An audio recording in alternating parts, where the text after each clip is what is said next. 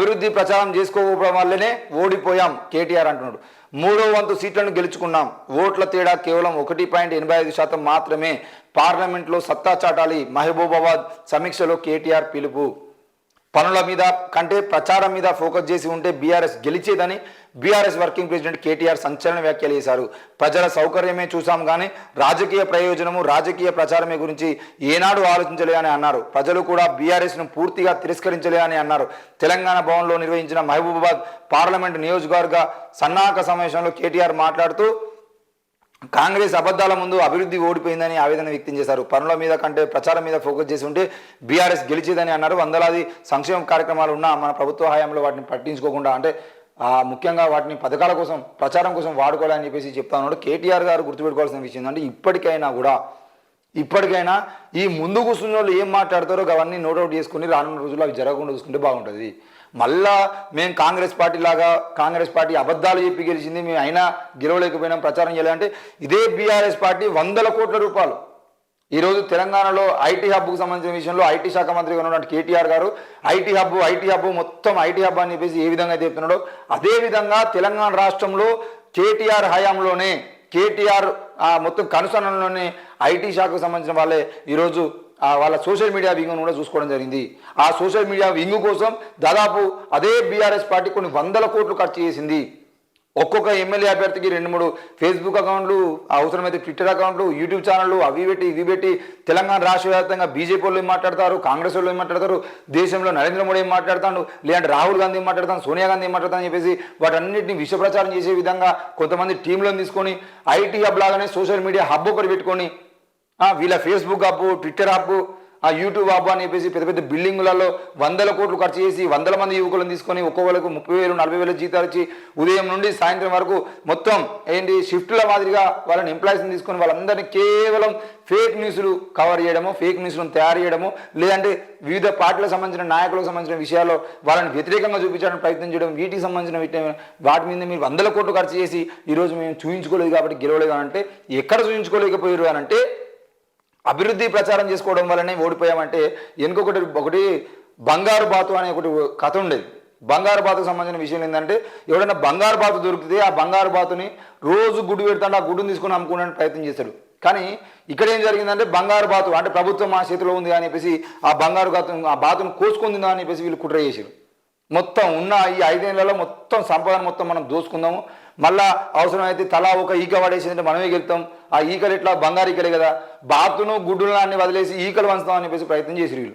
ఇక్కడ ఏం జరిగింది అని అంటే తెలంగాణ ఎన్నికలకు సంబంధించిన విషయంలో ముందే కరెక్ట్గా సమయానికి కాళేశ్వరం ప్రాజెక్టు కుంగిపోయింది.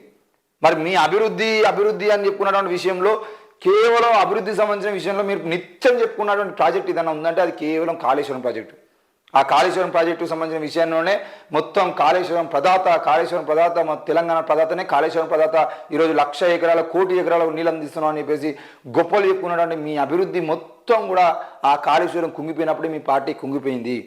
కనీసం ఆ విషయంలో అయినా కూడా మీరు ఏమైనా పకడ్బందీగా మాట్లాడతారు, తప్పకుండా దానికి సంబంధించిన విషయంలో విమర్శలకు సంబంధించిన విషయంలో మీరు సరైన సమాధానం ఇస్తారు అని చెప్పేసి చూస్తే అది కూడా జరగలేదు. మీరు కేవలం ఏం చేసిరు అని అంటే అదంతా కుట్రలు, అది బీజేపీ చేపిస్తున్నటువంటి డ్రామా, కాంగ్రెస్ బీజేపీ ఆడుతున్న కుట్ర, లేదు అంటే అక్కడ ఏమైనా బాంబులు పెట్టిరు కావచ్చు అందుకే కూలిపోయిందని చెప్పేసి మొదటగా మాట్లాడిరు. తర్వాత జిల్లా ఎస్పీ అదంతా ఏం లేదు, బాంబులు లేవు, ఏం లేవు, అంత తప్పుడు ప్రచారం అని చెప్పేసి చెప్పిన తర్వాత దాని మీద విచారణ కమిటీ వచ్చి విచారణ చేసేదంటే ఇది బీజేపీ విచారణ కమిటీ, ఆ బీజేపీ వాళ్ళు గిట్నే మాట్లాడతారని చెప్పేసి బీజేపీ మీద విమర్శ చేసిన ప్రయత్నం చేశారు. ఇట్లా ఏది చూసినా కూడా ప్రతి దాంట్లో మీరు అభివృద్ధికి సంబంధించిన విషయంలో మీరు చెప్పుకోవడానికి ఏ అభివృద్ధి ఉంది? మీరు ధరణి పేరుతో చేసిన అన్యాయాలు కానీ లేదంటే ఇప్పటికైనా అభివృద్ధి సంబంధించిన విషయంలో మీరు చేసిన అభివృద్ధి ఏంది అది కూడా చెప్పాల్సిన అవసరం ఉంది కదా. కాళేశ్వరం ప్రాజెక్టు కుంగిపోయింది, లేదు డబుల్ బెడ్రూమ్ ఇల్లు ఎక్కడైనా చక్కగా ఉన్నాయంటే డబుల్ బెడ్రూమ్ ఇల్లు లేవు, 3 ఎకరాల భూమి పంచారంటే 3 ఎకరాల భూమి పంచలే, కనీసం ఉద్యోగాల నోటిఫికేషన్ ఇచ్చారంటే ఉద్యోగాల నోటిఫికేషన్ ఇవ్వలే. ఈరోజు రాష్ట్ర వ్యాప్తంగా ఉన్నటువంటి పాఠశాలలు బాగుపడ్డాయంటే పాఠశాలను మూసేసిరు. ఒక్క టీచరు ఉన్నటువంటి స్కూల్ అన్ని తీసుకుపోయి వేరే స్కూళ్ళలో కలిపారు. దాదాపు 5,000 పాఠశాలను మూసేయడానికి ప్రయత్నం మీరు చేసిర్రు. మరి ఇంకెక్కడ విద్యాశాఖలో మీరు చేసిన లాభం లేదు, వైద్య శాఖలో మీరు ఏమైనా చేసిరంటే వైద్య శాఖలో ఇప్పటికీ ఒక్కొక్క ఆసుపత్రికి పోయిందంటే ఆసుపత్రిలో మొత్తం లోపాలు తప్ప అక్కడ ఉన్నటువంటి అభివృద్ధి కనబడట్లేదు. ఇట్లా ఏది చెప్పుకుంటూ పోయినా మొత్తం రాష్ట్ర వ్యాప్తంగా ఏ విషయం మాట్లాడుకుంటూ పోయినా కూడా అభివృద్ధికి సంబంధించిన విషయంలో ఎక్కడా కూడా కనీసం అభివృద్ధి చూపించిన పరిస్థితి వాళ్ళు పోలేదు.